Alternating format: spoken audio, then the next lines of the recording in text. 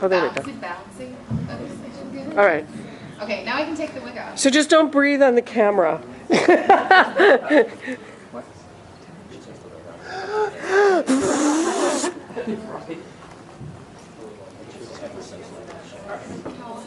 know.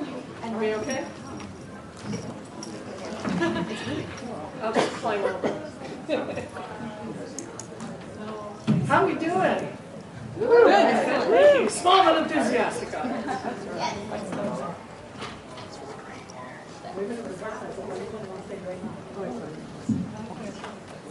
Don't be shy. You can come up closer. We promise we won't.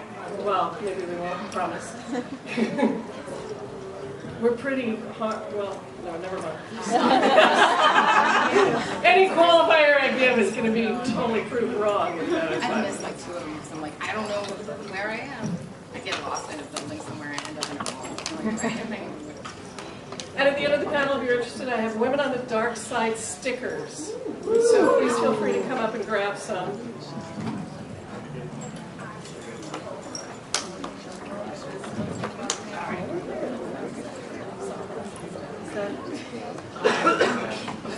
Who's just sitting there? Grab them now. Yeah, please kind of take a couple. Spread the word. We'll be doing a lot of these, not only at conventions, but outside of conventions as well.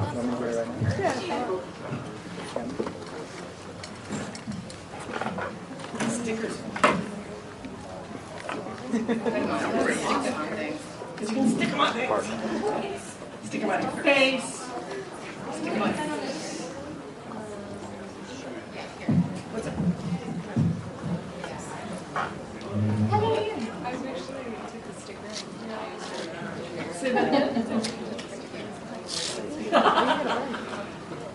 Next will be magnets. Magnets. Plan for world domination. I don't do anything small.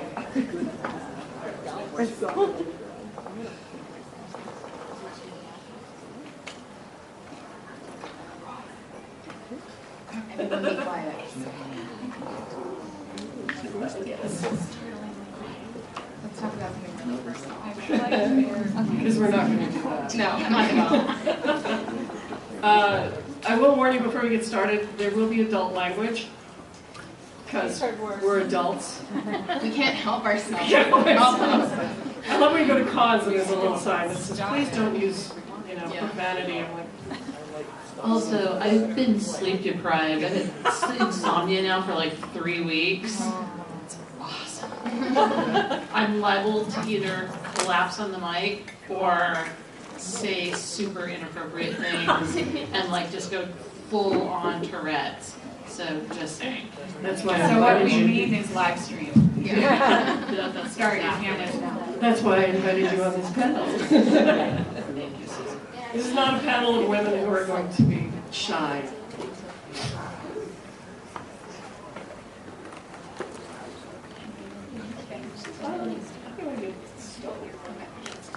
Let's take advantage of every minute we have. Everybody's listening, so this is a good time to get started. And we will mark you mercilessly for your phone rings. It's just All right, so let's get started. Hello, everyone. Hello. Before I even introduce myself or the panelists, I'd like to read a quote that I think will set the tone for this panel. And I apologize, I'm really trying to find out who said this quote. I think it's Morticia Adams. I just could not verify that, so I apologize in advance. But here's the quote. I've always admired women like myself who are not afraid of their dark side, because that's where we grow and learn. That's where we find out what we're made of and find out just how much we can survive. I think that encapsulates and describes all of the talented panelists beside me. My name is Barbra Dillon. I am the editor-in-chief of Fanbase Press, and I'm honored to be here today in what has become a perennial panel on the convention circuit. And we're going to be discussing what entices these wonderfully talented creators to the dark side of art, what inspires their creative processes, and what they hope to convey through the characters and storylines that delve into the darker, more twisted sides of life. So at this moment, I would like to introduce all of the panelists here. First beside me is Susan Lee, whose brainchild this panel is. She is the writer and illustrator of the comic book series Rape of Love and author of the book Shadow of the Night. Hello, Susan. Hello.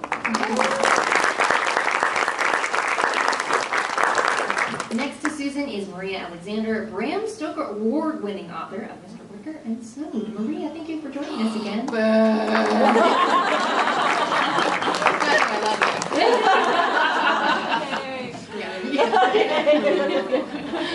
Next to Maria is Genevieve Nylen, who is an actress, cosplayer, and manager of Coffin Girls. Thank you so much for joining us, Genevieve. And last but certainly not least, we have Megan Hutchison, who is the artist of the comic book series Rock Stars, as well as Westland. Thank you so much for joining us.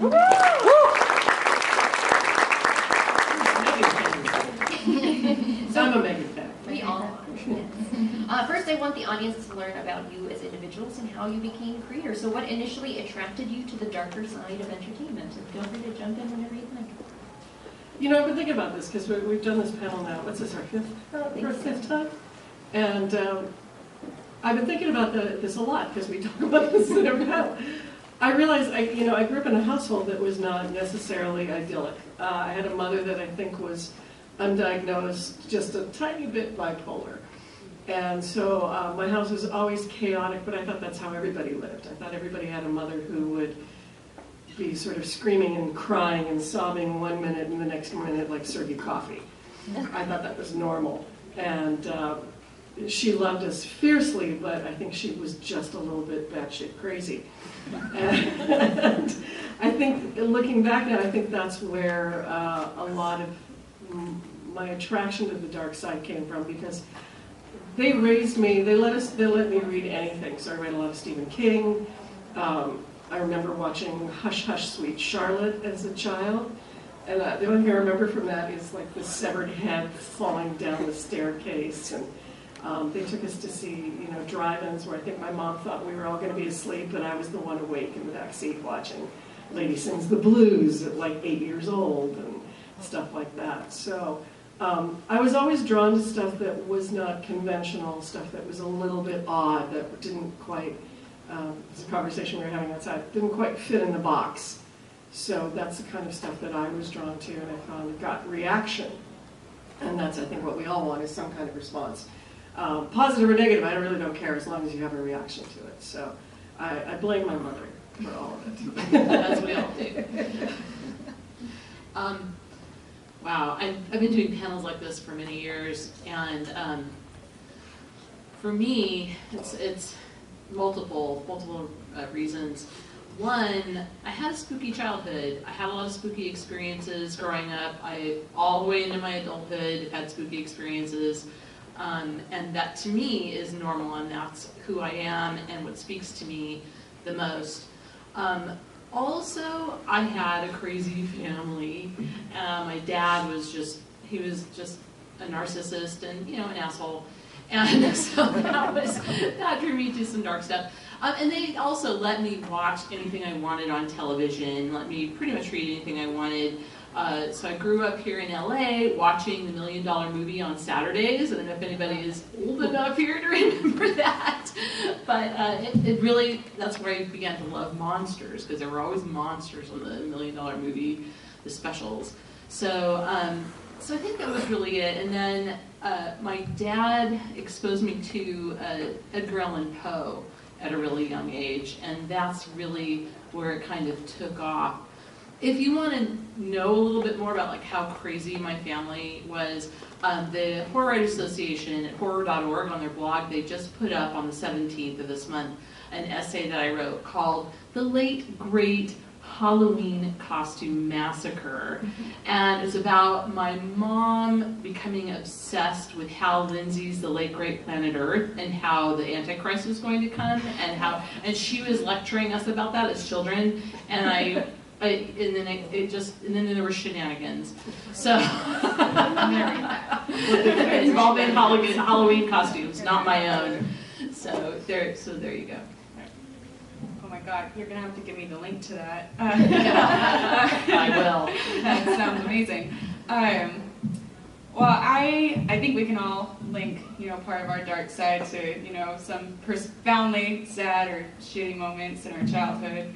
I won't go into any of that, but I really love villains. We're sincerely sensing a theme here. We're sensing a theme. I love villains, and I feel like as a child, I would always kind of question why I was more interested in the villain than I ever was in the hero. And I think it's because that they're a lot more like us, and they play to the sides of us that we often question if we should, if we should play into ourselves, if we should lean into that darkness. And, is it going to get us the paycheck? Is it going to get us, the girl or the guy? Or, is it going to get us all the things that that we want in life? Is that the realm that we want to kind of live in?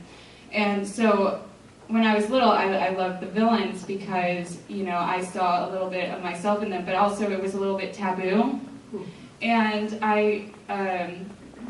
I always kind of kept it to myself because I felt like, everybody likes the hero, like everybody likes Captain America and Batman and all that kind of stuff. And when I first got into comics, I first got into Batman. That was the first comic book series and run that I ever picked up. And they have an amazing villains gallery. That Batman is nothing without his awesome villains. So I think that's kind of where I have my niche is thinking about villains and how that makes storytelling a lot more interesting when you lean into that more human side that you don't want to think about or you don't want to touch on or you're told that you shouldn't. I think that's where you come up with the most interesting pieces. I have another essay for you that I wrote called Dogma, Darth Vader, and My Sexual Awakening. I think you'll like it. Oh my God, that sounds amazing. I hope the sexual stuff comes in with the Darth Vader. Totally. Oh my God.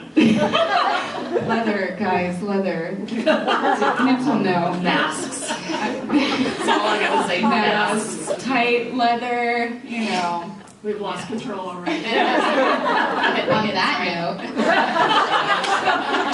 Speaking of leather masks. So when I was a kid, I actually had like a really, like my parents are awesome. My mom is eccentric as hell, and those, I don't know, some people here have met my mom. She's awesome. And, yeah, you've met my mom. Awesome. She's awesome. And she's like totally nuts. My parents, I want your mom to be my mom. okay, you can't have her. She barely pays attention to me. So I actually grew up with like fairly normal or happy childhood, but my parents are kind of hippie, like free thinking people, so they were like, go do whatever you want. And I was like, cool, I'm gonna dress myself in all black at the age of 6 and read every horror book I can get my hands on. My mom's like, yeah, she's reading! Not care. My favorite movie when I was a kid was the It miniseries. Oh yeah. And the remake is awesome, right? Anyone? Right? Okay, good. Thank you. I'm not the only one. Okay. This is my favorite movie of 2017. So my parents have actually like fully embraced this, and so they actually let me flourish. And so my nickname in high school was the Happy Goth, because I was always like, "Hi guys," and like black lipstick. Like, what's everyone doing? Oh, I'm so happy. You're happy, and everyone's like, "What is wrong with you?" That's more terrifying than Yeah, it is.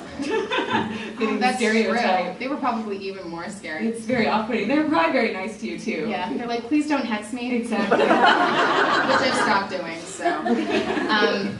But I think too, just like hearing what you guys were saying, I think that having this like affinity towards the bad guys and like this like kind of darker side of life, I think that it's like you're genetically predisposed to that, because you always like find people who are into the same things that you are, and it's like, we all have different backgrounds, we all come from different places, but I think that we are all attracted to this thing. I think that it's something in our DNA that just needs it, You're either attracted to the dark, scary stuff where it makes you run screaming in fear. Yeah.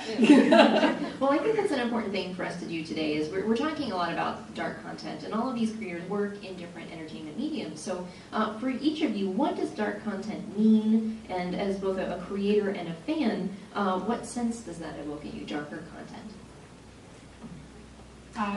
Sorry. No, well, I was going to say, like what you said before about the villains. Like that's technically dark content, the villains, but it's like, it's our ego, Mm-hmm. It's like tapping into that thing. Like that's why video games are so popular. You can't go around and like on an alien planet and shoot aliens in the face. You can? Sorry, I can't. If you can't, I will give you my phone number. We're gonna go do this together. No, but I think that's what it is. I think it's like tapping, what you were saying, it's like tapping into something in us. Yeah. Well, and I found that a lot of the sort of lighter stuff that I would read just wasn't terribly interesting.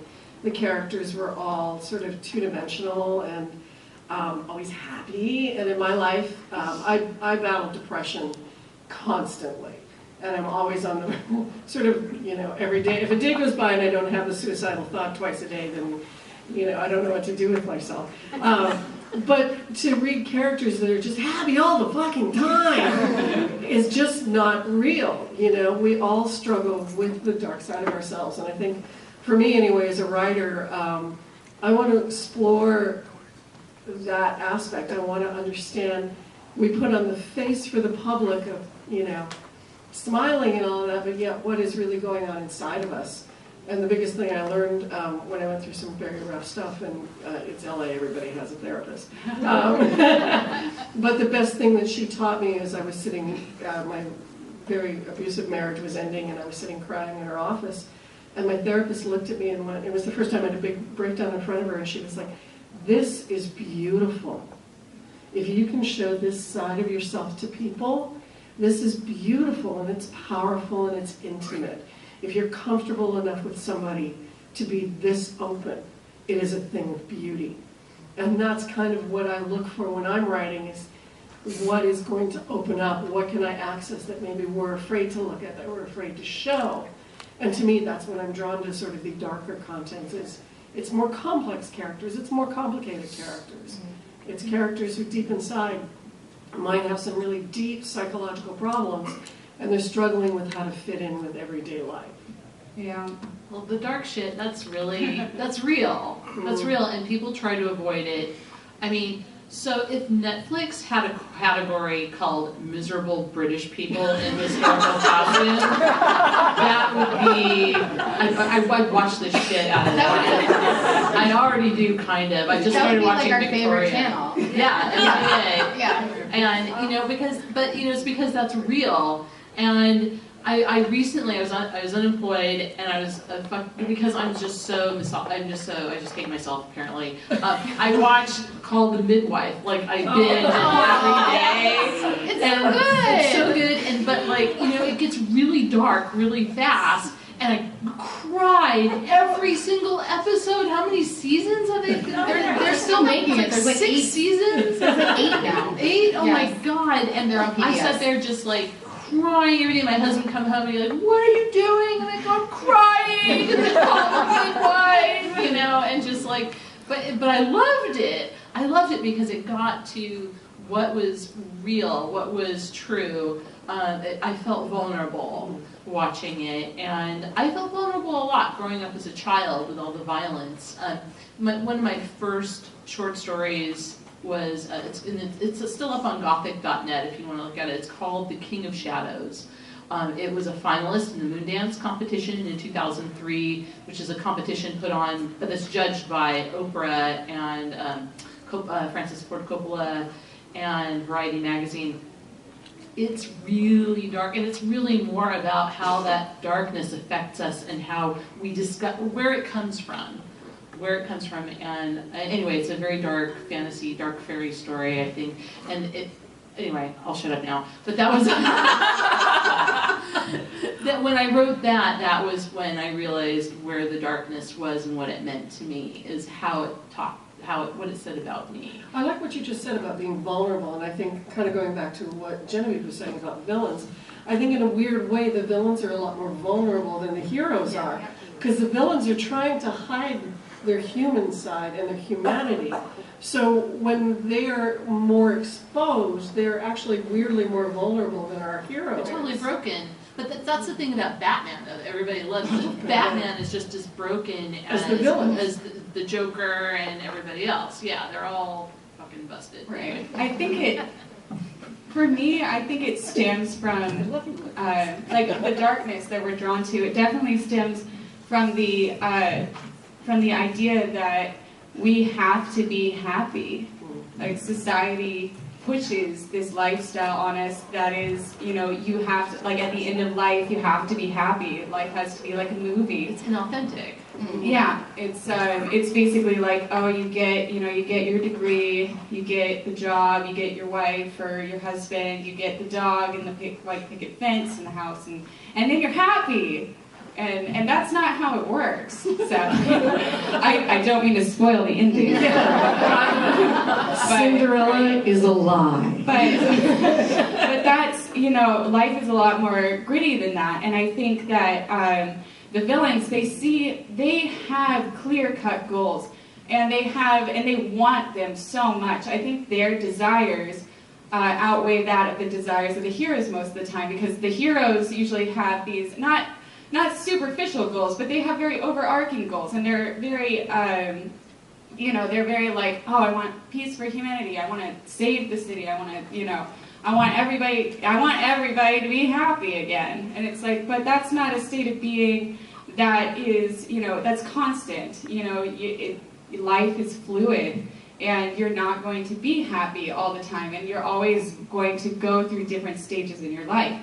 And I think that that's where villains kind of sit. They know that they know they're miserable. They know they're not happy, and they want to, grasp at, have a chance to grasp that gold ring. And they will do whatever they have to do to get it. And I think that that is something that we can all feel, especially, nowadays. It's very difficult to get, just even a salaried job. I mean, it's almost impossible to, figure out your life and make the bills every month and make rent. And I think that people are very drawn to that, that sort of lifestyle, that a villain kind of, that perspective, not the lifestyle, but the perspective of it. Just to say, fuck it, I'm going to go do this. Right, exactly. Yeah. And just to kind of let go of that,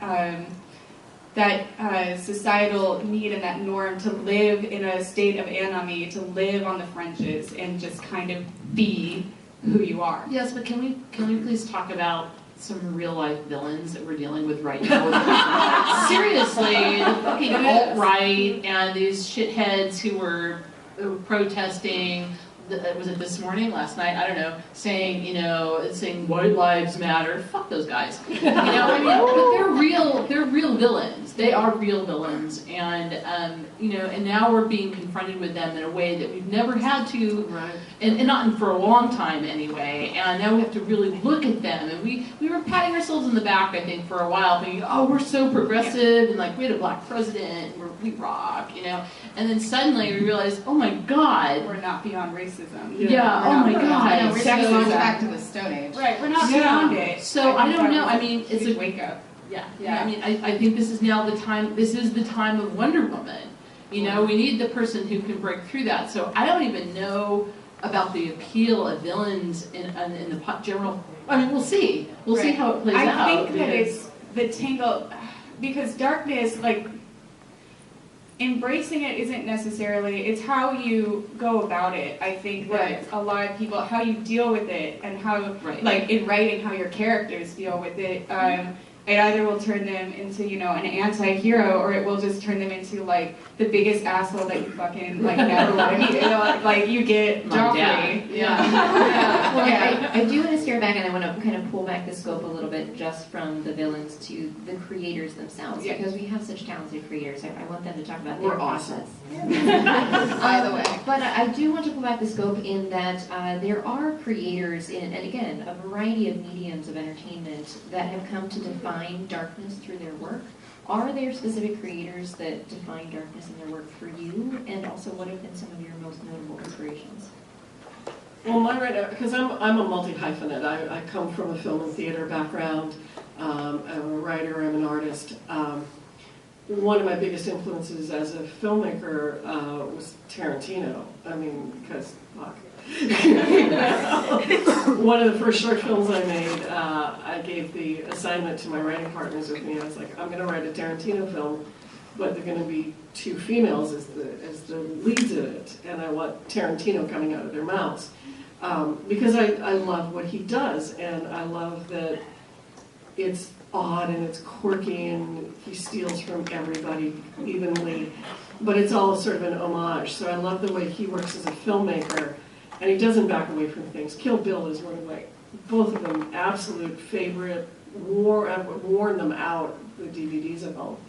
And as a writer, I'm currently obsessed with Jim Butcher in the Dresden Files.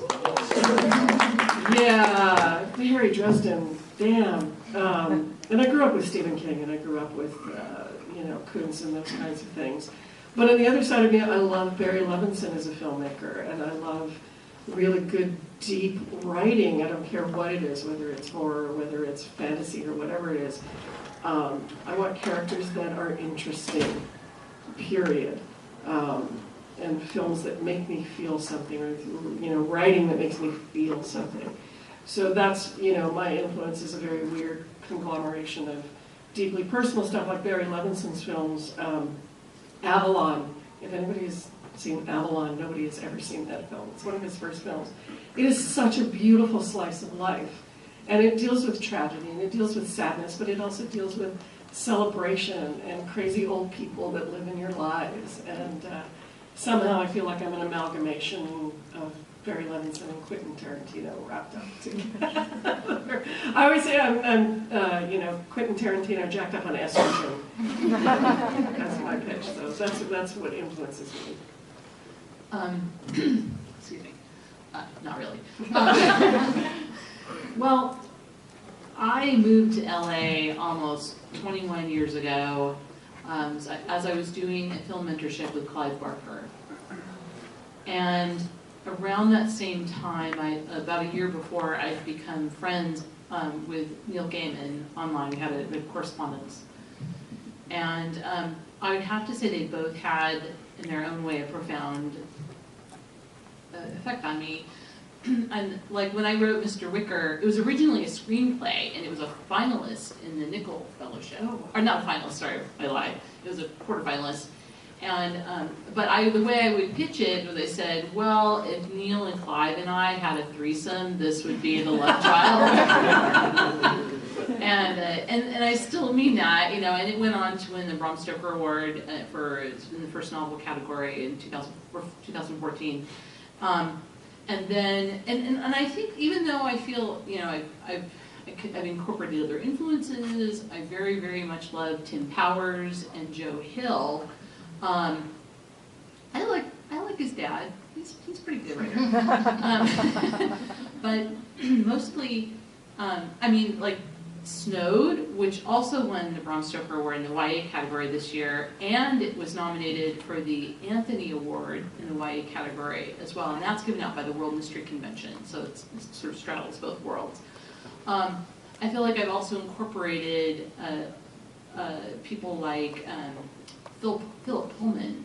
One of my very favorite young adult novels is The Golden Compass. That trilogy in Dark Materials is just so brilliant. I can't even speak when I think about it. It's just so great. But Snowed was inspired by a short story I wrote way back in oh my God, it was a million years ago. It was published in 2000, I think, called Coming Home. And when Neil read it, he said, wow, this is the story I should have written, because it was referring to something else he had written. And I knew I had something, but I think that was where that seed was. I said, okay, I feel like I know my writing kin, like from a soul point of view. And that's sort of what made me up. And I think there's people who called me, Ms. Poe and things like that, I don't know, whatever. But that's really my thing. And now of late I've been reading a lot more thrillers and a lot more noir. So you can kind of bake in there, like I have an homage in the midpoint of this book to Megan Abbott. And if you guys have not read Megan Abbott, oh my God, she's an amazing, amazing noir writer, and I highly recommend her books. Awesome. Well, I'm super jelly now. I know, I'm really intimidated. What the hell am I doing on this? Neil Gaiman is definitely one of my favorite writers. He wasn't always a god, Yes, but now he's elevated for